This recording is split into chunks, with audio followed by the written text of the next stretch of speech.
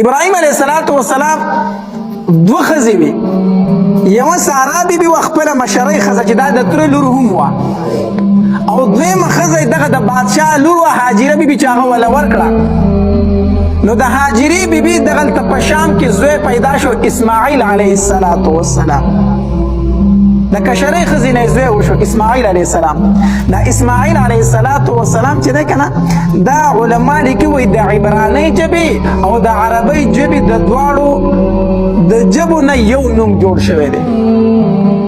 د اسمع په عربۍ کې معنی ده واوره، او ایل په عبرانۍ ژبه کې الله ته ویلی شي. نو اسماعیل الله زما دا خبره واوره ای الله، یعنی ما له زوی راکه. په دغه وخت کې د ابراهیم علیه السلام عمر 15 کاله و، بالکل بوډا، اولاد یې نه و. الله ته به یې جړه فریاد کو، الله ماله اولاد راکه، الله ماله نیکمل او صالحه بچی راکه. نو الله ته به یې جړه کوله. نو اسمع، الله زما د اواز واوره، الله زما د مطالبه منظور که. الله او ایل په عبرانۍ ژبه کې الله ته ویلی شي.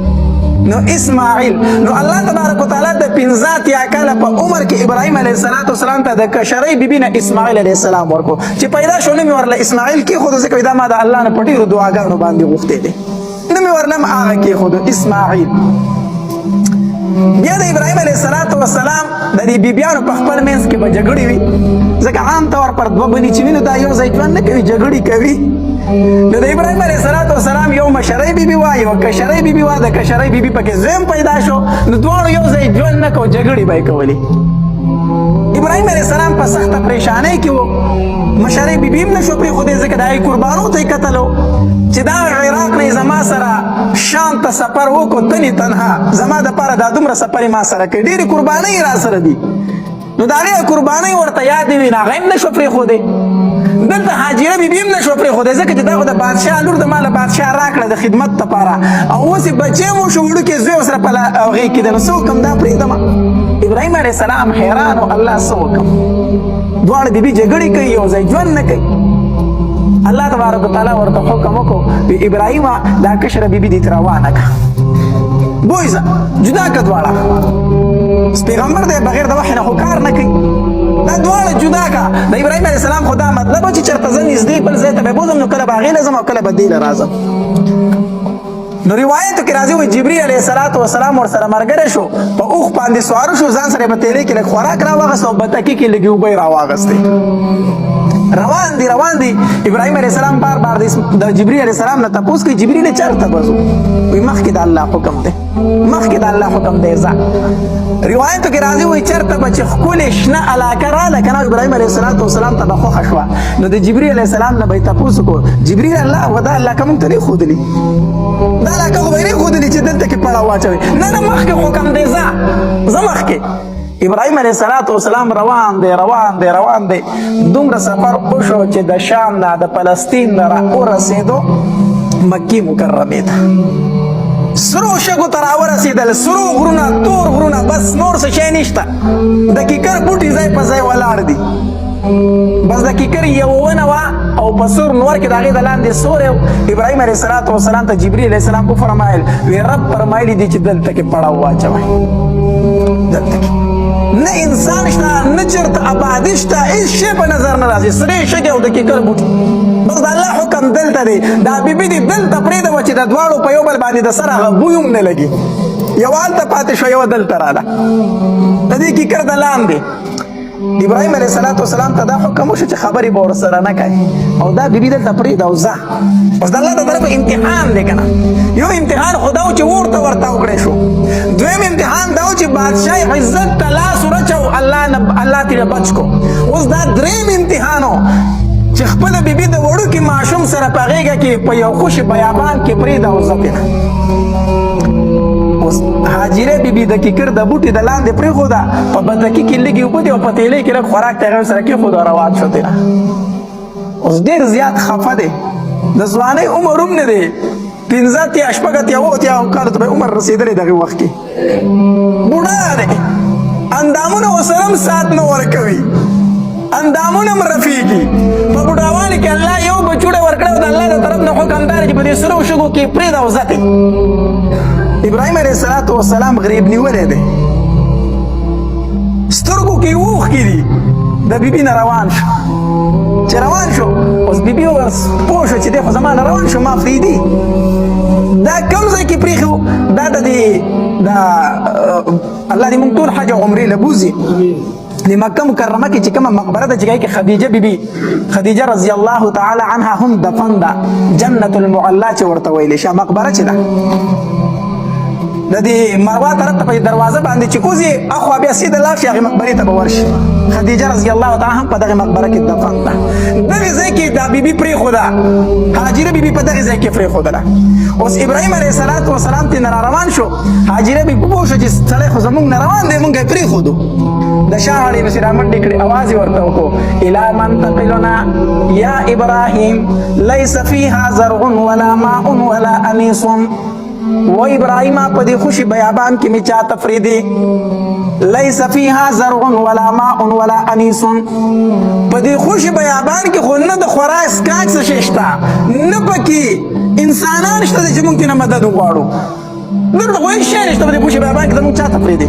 خو ابراهیم علیه السلام غریب نیولی دی شاته نه ګوري ضعیفه دی سپینګیری دی بوډا دی روان دی تېنه هاجره بیبي پسې بیا رامنډې کې بیا ورته آواز کوي الی منتقلنا یا ابراهیم لیس فیها زرع ولا ماء ولا انیس ابراهیم په دې خوشي بیابان کې ما چاته پرېږدي چاته مې پرېږدي په دې سرو شګو کې ما په چا باندې سپاري ابراهیم علیه السلام په شا باندې نه ګوري نو کله چې ته د صفا مروه منځ کې دا سعی پوره کړې او په دې مروه باندې دا سعی خلاصه شي که نه نو هلته باب المروه دی په هغې دروازه به مروه غونډه کړې په هغې دروازه به اوسي د دغې دروازې دې ځای ته چې ابراهیم علیه السلام راورسېده که نه نو هاجري بیبي شا غاړې د کمیس نه راټینګ کړو ونیو او بیا ورته وی الی منتقلنا یا ابراهیم ابراهیم په چا مې سپاري دلته کې څوک دي نو ابراهیم علیه السلام ورته داسې په شا باندې وکتل نو د دې سترګو نه اوښکې را روانې شو چې سترګو نه اوښکې را روانې شي نو هاجره بیبي پوه شوه وی الله امرکه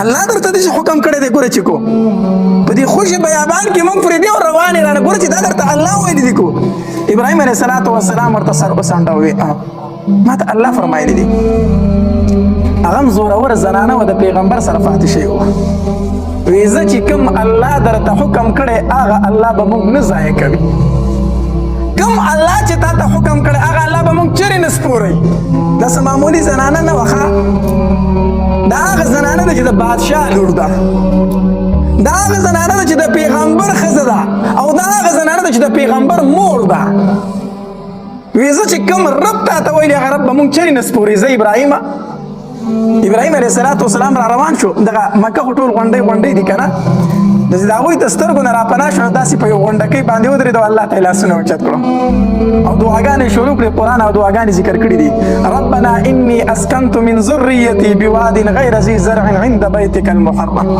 الله خپل بچي مې درته په خوشي بیابان کې پرېښودل الله په خوشي بیابان کې مې درته خپل بچي پرېښودل الله د خلکو زړونه دوی ته مایله کړه الله د خلکو زړونه دوی ته مایله کړه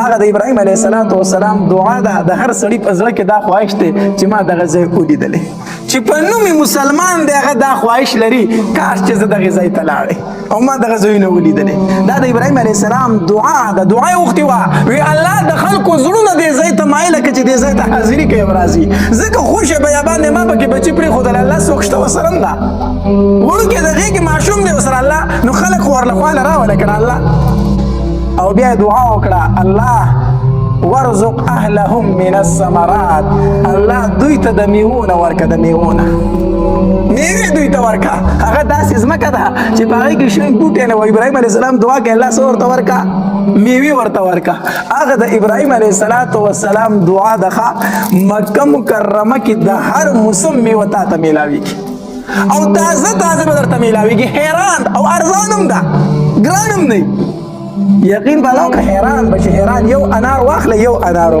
په خوراک په ستړی شي دومره غټ غټ انارونه دي د هغې ځای هغه کیلي څومره خوندورې کې دا د ابراهیم علیه السلام هغه دعا ده الله میوې ورته ورکړه دا نه چې غنم او جوار وله ورکړه ځکه چې څه په مشینانو پسې بیا ګرځئ څوک ورسره شته هم نه الله میوې ورله ورکړه چې خوند ترې نه هم اخلي او غذا هم ده. هغه ابراهیم علیه السلام دعاګانې الله تبارک وتعالی قبوله کړي دي. هاجره بیبي په دغه ځای کې پرېښوده او ابراهیم علیه السلام ته واپس لاړ شام ته. په بتکي کې لږې اوبه وي، لږ خوراک و، هغه وخوړلی شو، اوبه ختمې شوې. هاجرې بیبي سره نه د خوراک څه و نه د څښاک څه و، په سینو کې چې کمپوی و هغه هم وچ شو. هغه اوس ځکه چې پوی خو د خوراک نه پیدا کېږي، خوراک نه پیدا کم طرف راغلی وي، په خپل هم د لوږې او تندې نه بدحاله شوه. او دلته چې په غېږه کې کوم ماشوم دی هغه هم د تندې نه بدحاله شو. هاجرې بیبي د صفا او مروه په دې منځ کې دغه ټکې ناسته ده او اسماعیل علیه السلام ورسره په غېږه کې دی او د تندې نه بدحاله دی. نو بچی داسې په شګو کې سم لو کېښودو او لاړه د صفا غونډۍ ته وختله.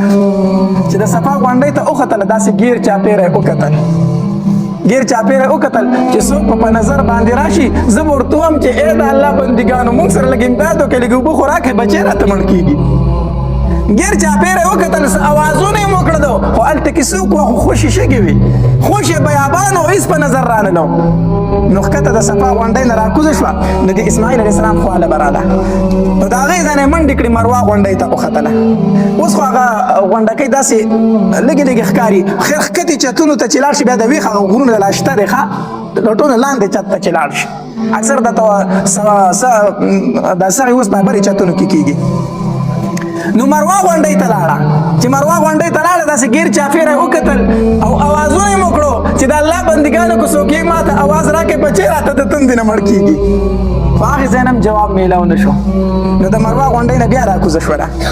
نو علما لیکي وایي دا اوس خو هلته کې ګټان مټان نشته دی که نه، دا صفا مروه دا دوه غونډکۍ وي او په دې منځ کې غټ غټ ګټان و او جاړې وې او ونې وي، د کیکر بوټي وو. نو دا به چې ښکته راکوزه شو نو د اسماعیل علیه السلام به یې د سترګو نه پناه شو، چې غونډۍ د پاسه به ولاړ خو د برې نه به یې لیدو، خو چې ښکته به راکوزه شو هغه به د دې جاړو ماړو د دې ګټانو په شا شو، دې به نه لیدو. نو دې به په دې ګټانو او په دې جاخو کې رامنډې کړې چې ځان بچي له ورسو ماسې نه چې شرمخان یې رانه وخوري او مړ به یې کو ژوندی د تندې نه به مړ شوی یې. نو دې به رامنډې والې.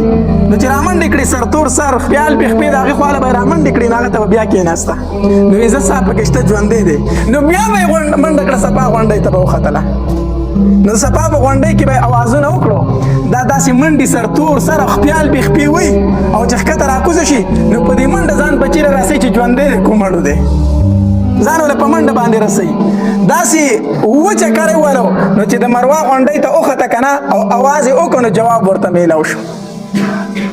جواب ورته میلاو شو، یو خوا بل خوا یې وکته څوک شته دی نه، بیا یې اواز وکړو بیا ورته جواب میلاو شو چې بچي طرف ته یې وکتل نو خوا ته ورسره یو سړی ناست دی او د اوبو چینه یې ورته ښکاره کړې ده.